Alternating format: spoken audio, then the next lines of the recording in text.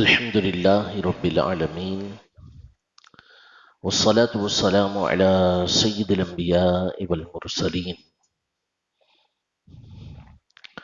أما بعد فأعوذ بالله من الشيطان الرجيم بسم الله الرحمن الرحيم الصلاة والسلام عليك يا رسول الله وعلى آلك وأصحابك يا حبيب الله.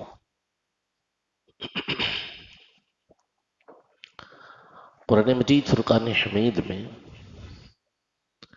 جو سب سے چھوٹی سورت کہلاتی ہے سورۃ الکوثر، انا اعطینا کل کوثر، کہ بے شک ہم نے آپ کو کوثر عطا کی. فصلی لربک وانحر، آپ اپنے رب کے لیے نماز پڑھیں اور قربانی کریں. ان شانئک هو الابتر، آپ کا جو دشمن ہے وہی نسل بریدہ ہے، اسی کی نسل ختم ہونے والی ہے.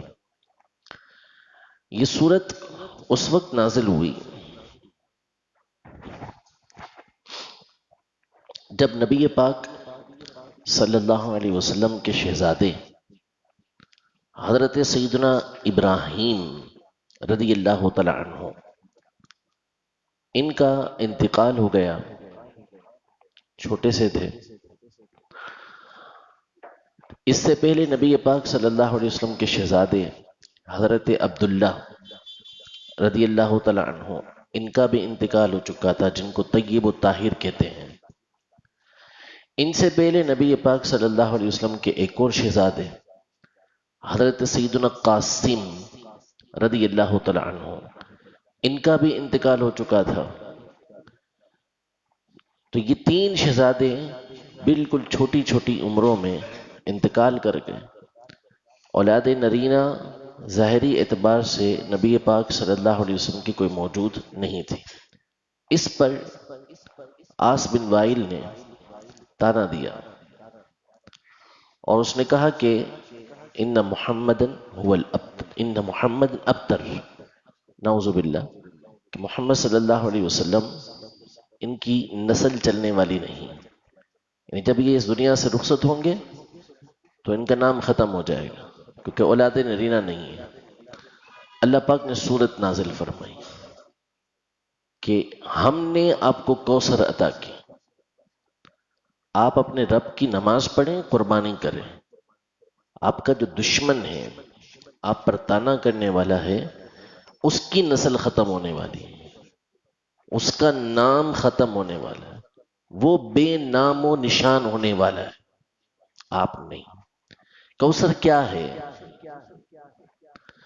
اس کوثر کے بارے میں علماء نے بہت ساری تفسیریں کی ہیں. کوثر ایک تو حوض کوثر ہے، ایک نہر کوثر ہے. کوثر کا مطلب ہوتا ہے ہر وہ چیز کہ جو بہت زیادہ ہو، ہر وہ چیز جو بہت زیادہ ہو اس کو کوثر کہا جاتا ہے.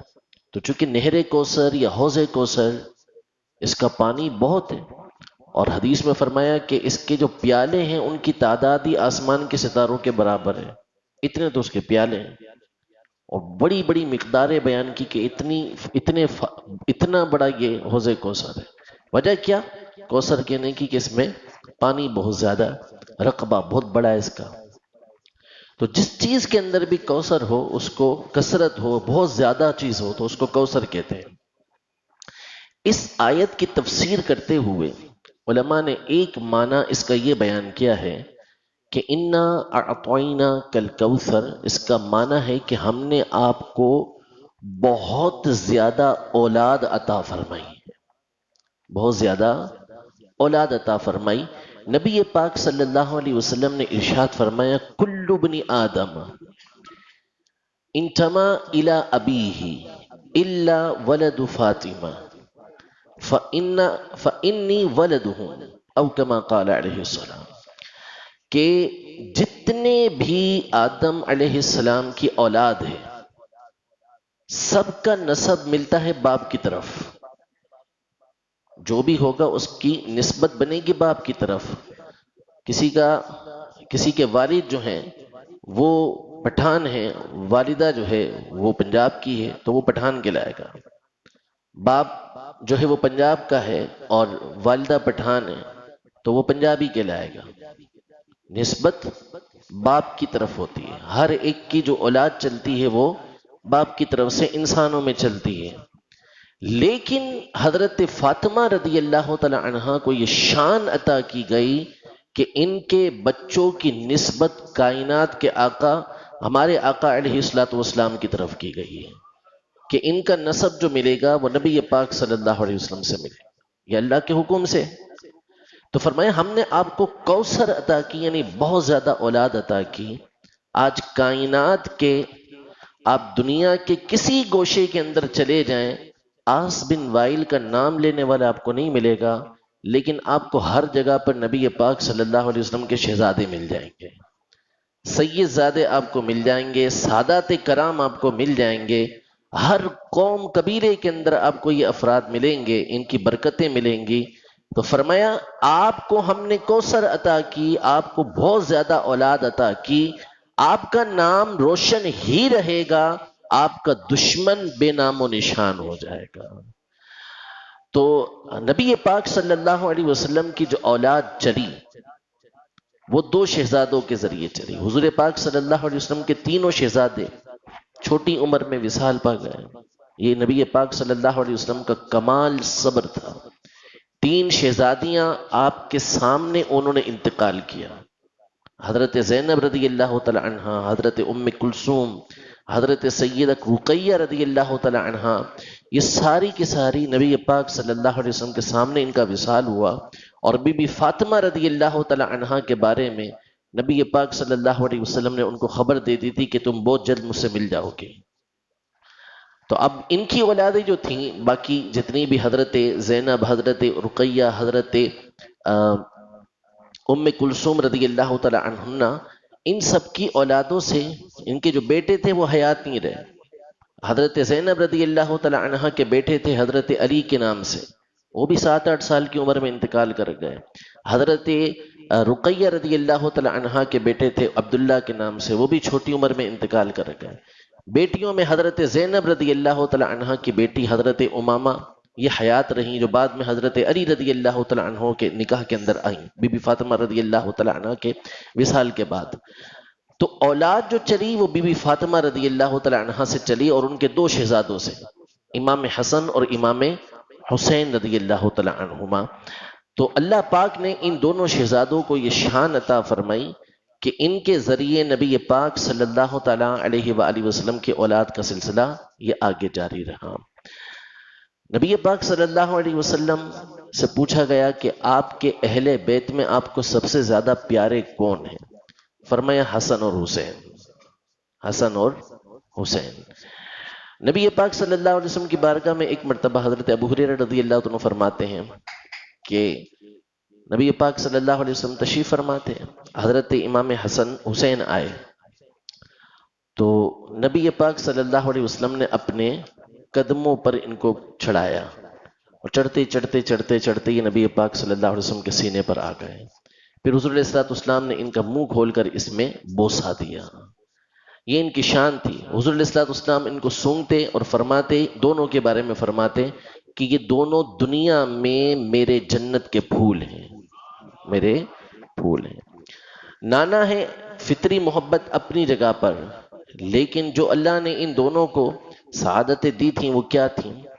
حضرت سیدنا برا بن عازب رضی اللہ تعالی عنہ روایت کرتے ہیں کہ ایک مرتبہ ہم نبی پاک صلی اللہ علیہ وسلم کے ساتھ نکلے، دعوت میں جا رہے تھے، تو جب راستے سے گزرے تو حضرت امام حسین رضی اللہ تعالی عنہ بچوں کے ساتھ کھیل رہے تھے، چھوٹے تھے۔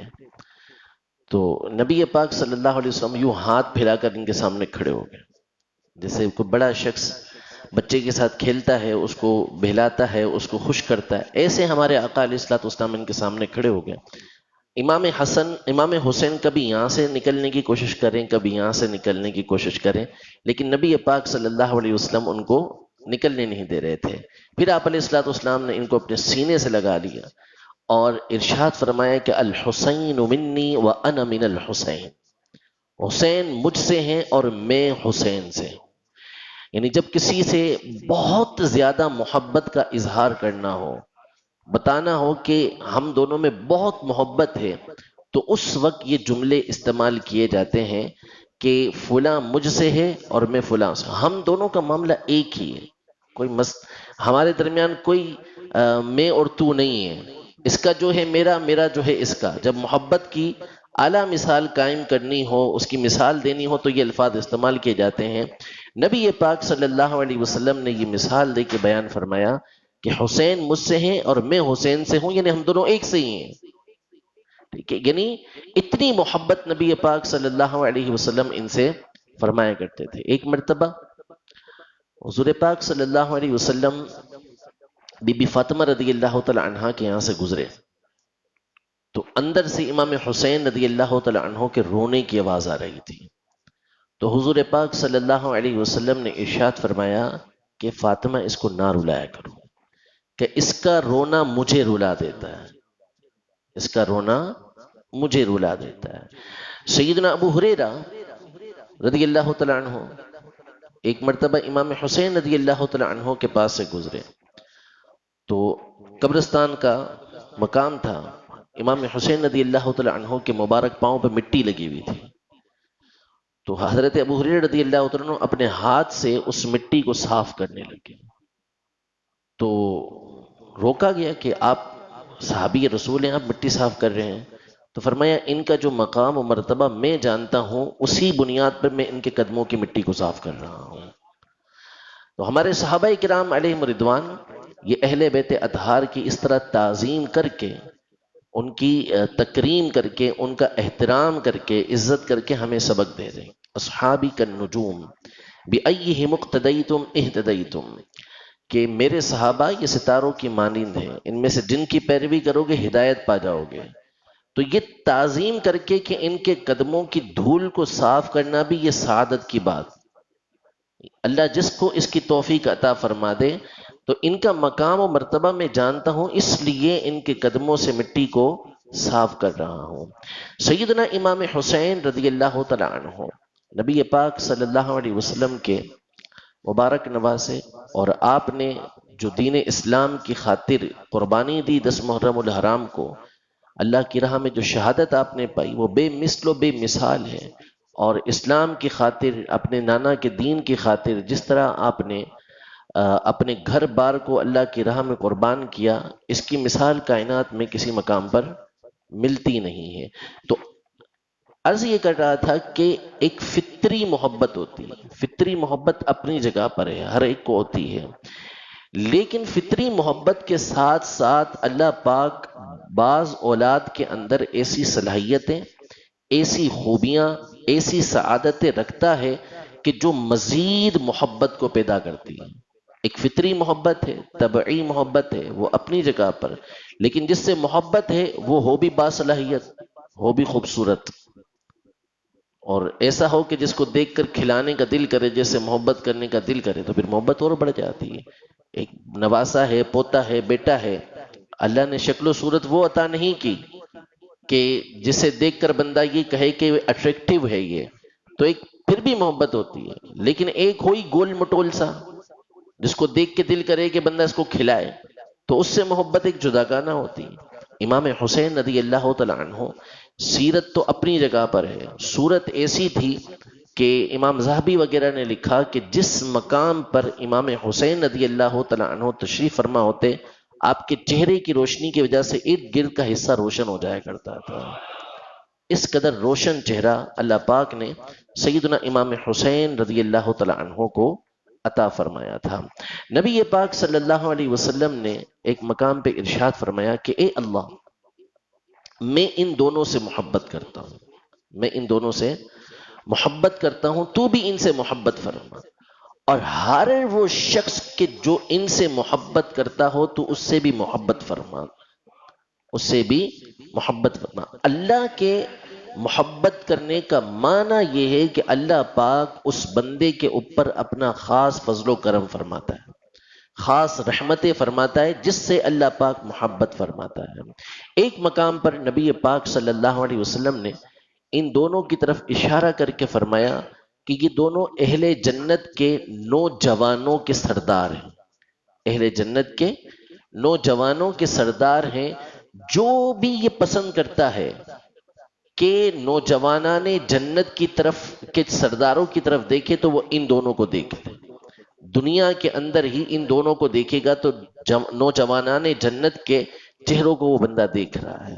ایک مقام پر نبی پاک صلی اللہ تعالی علیہ وآلہ وسلم، بخاری شریف کی حدیث مبارکہ ہے، حضرت ابو ہریرہ رضی اللہ عنہ فرماتے ہیں کہ میں نبی پاک صلی اللہ علیہ وسلم کے ساتھ گھوم پھر کر حضرت فاطمہ رضی اللہ تعالی عنہ کے گھر میں صحن میں پہنچا، تو نبی پاک صلی اللہ علیہ وسلم نے بی بی فاطمہ سے فرمایا کہ کیا وہ چھوٹا بچہ یہاں پر ہے؟ یعنی بندہ تھک ہار کر گھر پہنچتا ہے تو بچوں کو دیکھ کے خوش ہو جاتا ہے، ساری تھکاوٹ اتر جاتی ہے۔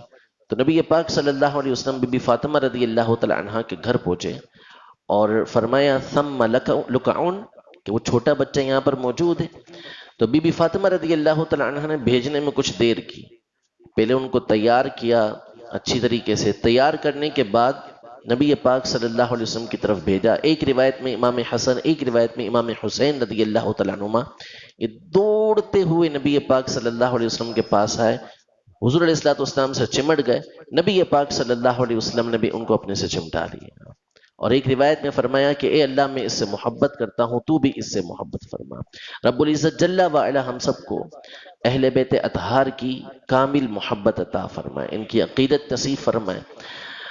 بزرگان دین فرمایا کرتے تھے کہ ان کی خدمت کرتے ہوئے کہ قیامت کے دن اللہ پاک اہل بیت اطہار میں سے، یعنی سادات کرام میں سے ہر ایک کو شفاعت میں سے حصہ عطا فرمائے، یعنی ہر ایک کو اللہ پاک کی حصہ دے گا کہ وہ شفاعت کرے۔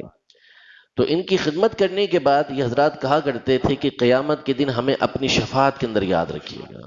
عمر بن عبدالعزیز رضی اللہ تعالیٰ عنہ، ان کے پاس سید زادے آئے، ان کی خدمت کی انہوں نے، اور خدمت کرنے کے بعد فرمایا آئندہ میرے پاس نہیں آئیے گا، آئندہ میرے پاس نہیں آئیے گا، آپ کو جو کام ہے آپ لکھ کر مجھے بھیج دیں، مجھے اچھا نہیں لگتا کہ آپ میرے گھر کے سامنے کھڑے ہوں، میرے دربار میں یا میرے جو خلافت کا مقام ہے یہاں پر آپ کھڑے ہوں، آپ کو جو کام ہے آپ لکھ کے بھیج دیا کریں، میں خود آپ کے گھر پہ حاضر کر دوں گا۔ اور پھر فرمایا کہ قیامت کے دن اپنی شفاعت کے حصے میں مجھے یاد رکھیے گا۔ اللہ رب العزت جل وعلا ہم سب کو بھی ان کی شفاعت میں سے حصہ عطا فرمائے، اور نبی پاک صلی اللہ علیہ وسلم کی اولاد کی نیت سے کہ یہ نبی پاک صلی اللہ علیہ وسلم کے جگر کا ٹکڑا ہے، اس نیت کے ساتھ اللہ پاک ہمیں ان کی خدمت کی اور ان کے احترام کی توفیق عطا فرمائے۔ امام حسین رضی اللہ تعالی عنہ کے مقام و مرتبے کو اللہ پاک مزید بلند فرمائے، اور ان کے شفاعت میں سے کل بروز قیامت ہمیں حصہ عطا فرمائے۔ آمین بجاہ النبی الامین صلی اللہ تعالی علیہ وآلہ وسلم۔